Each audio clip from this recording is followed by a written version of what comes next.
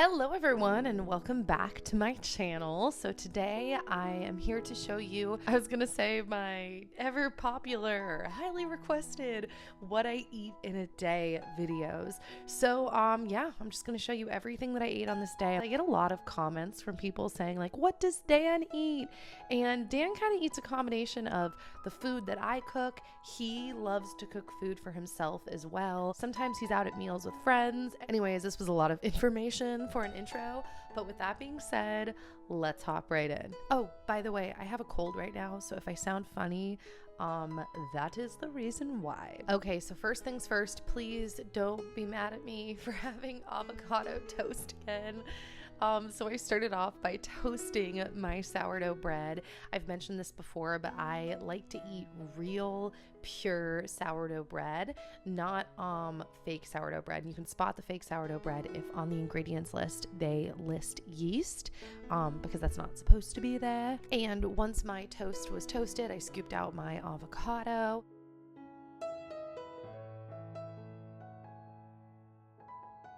Per the usual, I squeezed as much fresh lemon juice as I possibly could on my toast. And then on this morning, I decided to grate some fresh Parmesan cheese to put on top of my avocado toast. I like mixing up the types of cheese that I use, and Parmesan adds a very unique flavor. I actually think this might be a Parmesan Reggiano.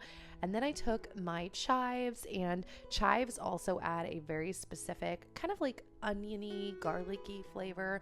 I'm obsessed with them. I have mentioned that I'm currently trying to grow fresh chives upstairs in my tower garden, but I think I'm still probably maybe like 3 weeks out from being able to harvest them. I'm very excited though for when that day arrives. Then I took my Everything But the Bagel sesame seasoning blend from Trader Joe's, and this stuff is amazing. I put it on top of avocado toast like you can see, and I also use it when I bake my homemade bagels, which if you missed that video, be sure to check it out because it is crazy how easy it is to make healthier bagels at home. And then I cut open my oranges. I've gotten a lot of questions about these oranges. They're actually blood oranges, and they're really yummy.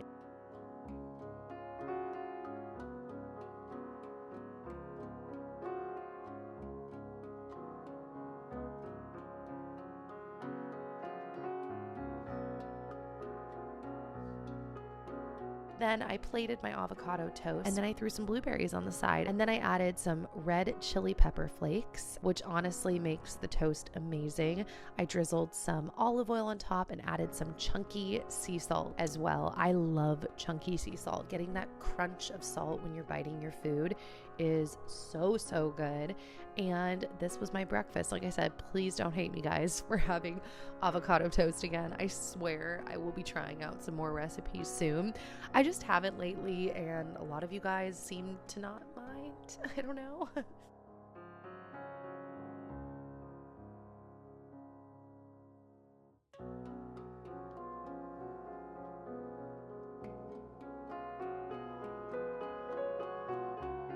So on this day, I only had 2 meals, and this was kind of a brunch lunch situation. And so for dinner, I wanted to make these potatoes that I mentioned in a previous video. And so I took my little mini potatoes and I started off by boiling them in my pot.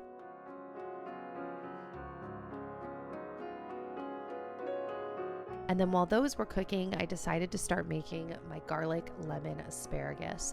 So I cut off the ends of the asparagus that were a little more tough and woody, and then I threw them onto my baking sheet.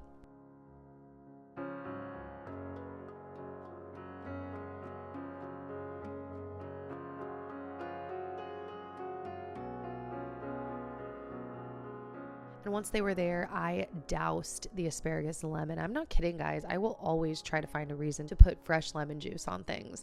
And then I made some garlic butter by just taking some Kerrygold butter, and then I crushed about 4 cloves of garlic into the mix.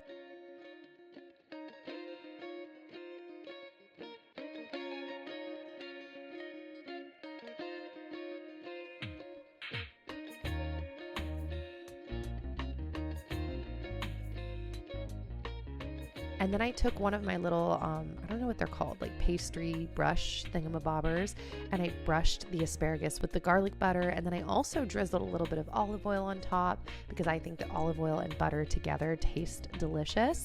And then I threw some pepper and some salt, and then I rolled all of the asparagus around in the delicious fats.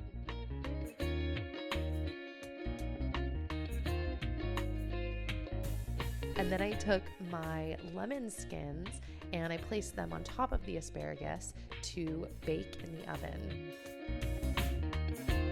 At this point, my potatoes were done cooking, so I pulled them out of the pot and I laid them on a cookie sheet as well. And then I took the end of a mason jar and I smashed each potato. Now, this recipe was inspired by one that I found on Pinterest. That is where I find 95% of my recipe inspirations. I say inspirations because pretty much all recipes I kind of just change up to be what I like, whether I don't have certain ingredients or don't like certain ingredients. I like to just have fun and experiment in the kitchen. And yeah, so I took my leftover garlic butter and once again my little pastry brush thingamabobber, and I spread that on top of the potatoes.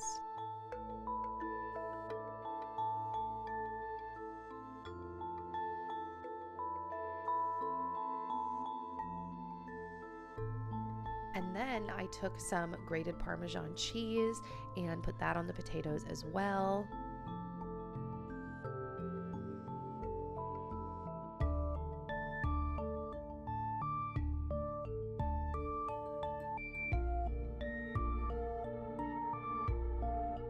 And then I chopped up some chives.